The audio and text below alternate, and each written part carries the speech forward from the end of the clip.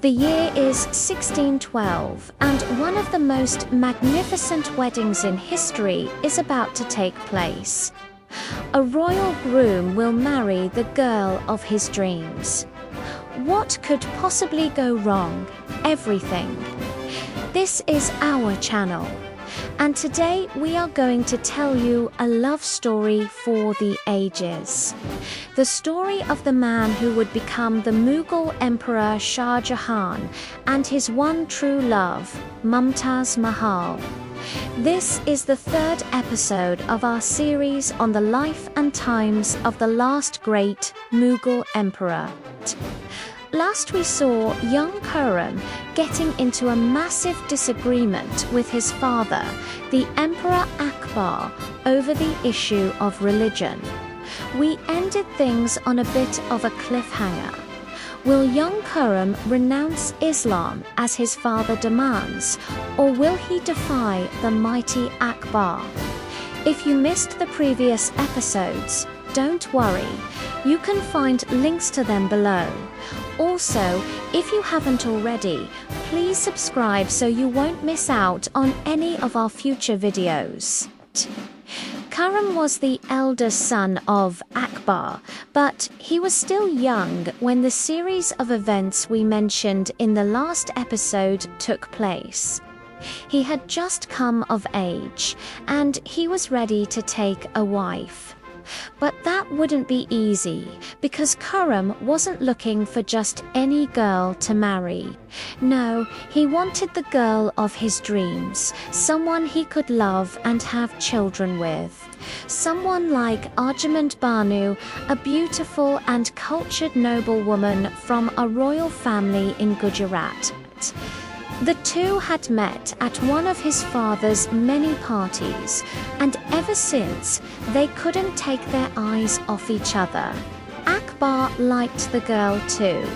It didn't hurt that her father was also a powerful ally against the Portuguese.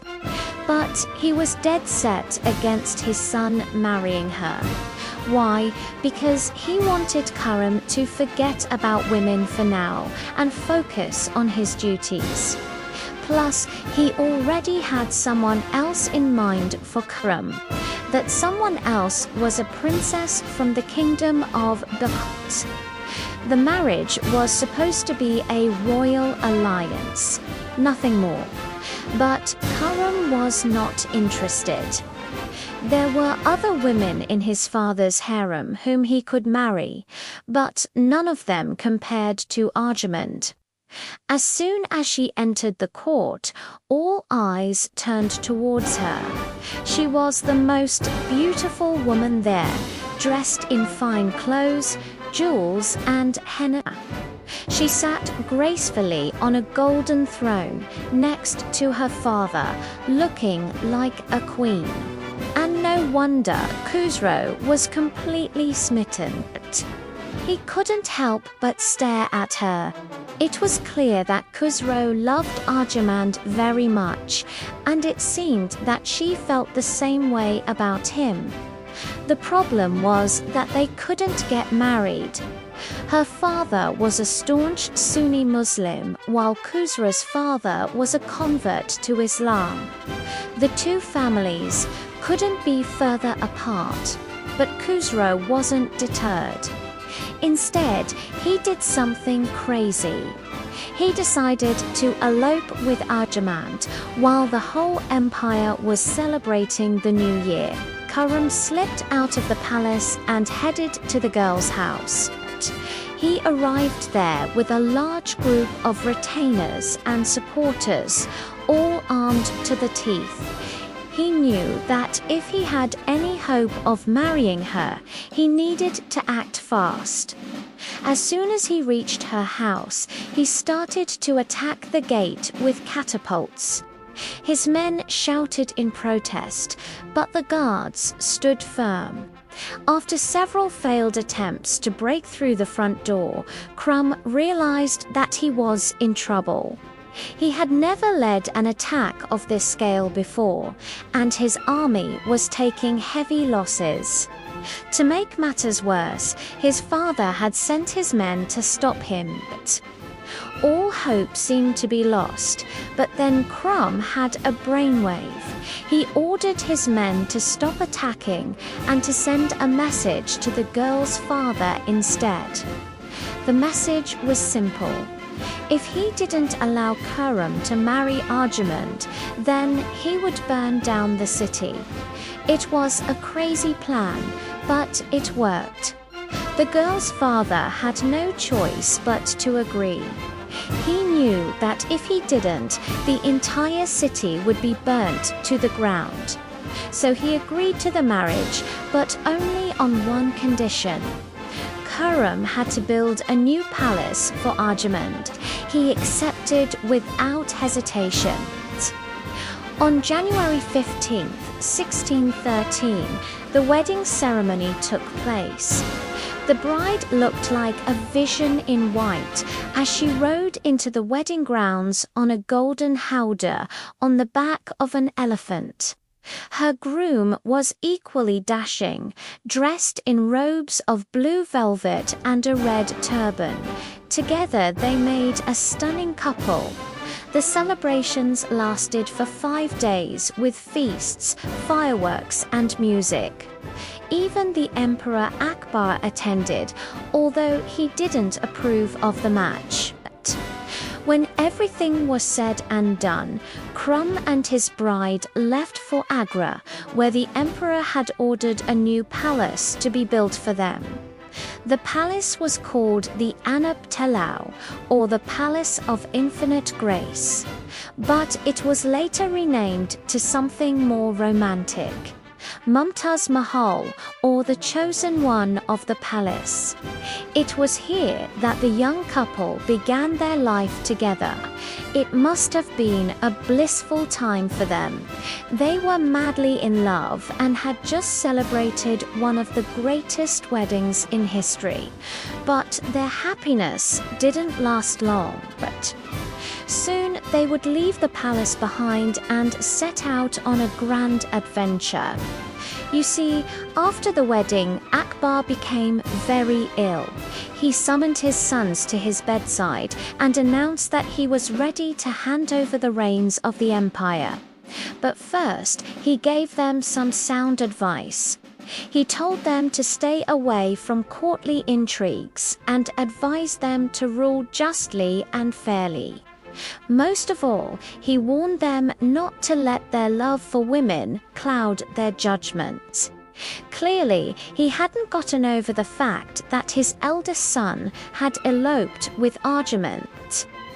But the boys were grown men now, and they had their own minds. Akbar was right, though love and power don't mix. The moment he died, his sons started fighting over who should succeed him. Khurram sided with his brother Shahryar, while his other brother, Salim, sided with their cousin Daniel. The brothers fought over the succession for years. Khurram tried to mediate between them, but it was no use. In the end, Salim became the new emperor, taking the name Jahangir. Although Khurram was initially opposed to the marriage, he came around after seeing how happy his son was.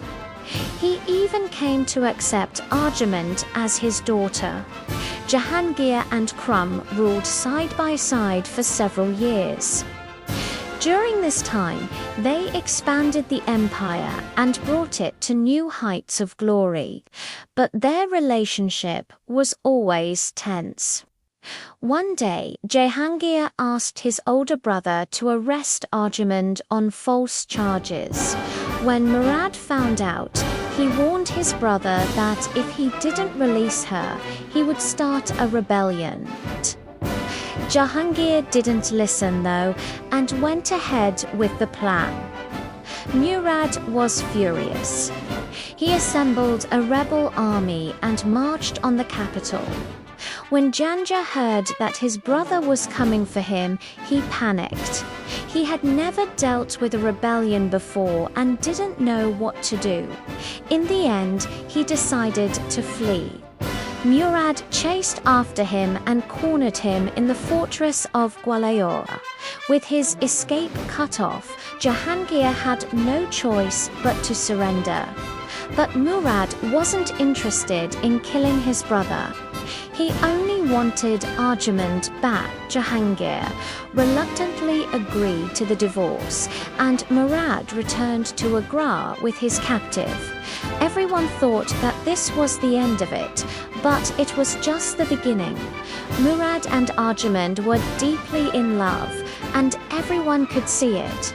But there was one major obstacle in their way. Murad was still married to his first wife, a woman he had taken as a child bride. The marriage was never consummated, but it didn't matter.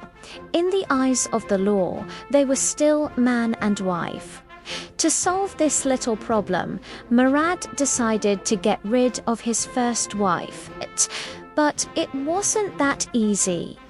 She was closely watched by Jahangir, who wanted to make sure that she didn't hurt herself. Murad tried to trick Jahangir's guards, but they were too smart for him. Eventually, he had no choice but to ask for his father's help. Akbar was furious when he heard what his grandson had done. He summoned Jahangir to his court and demanded an explanation. Jahangir tried to defend himself, but Akbar wasn't having it.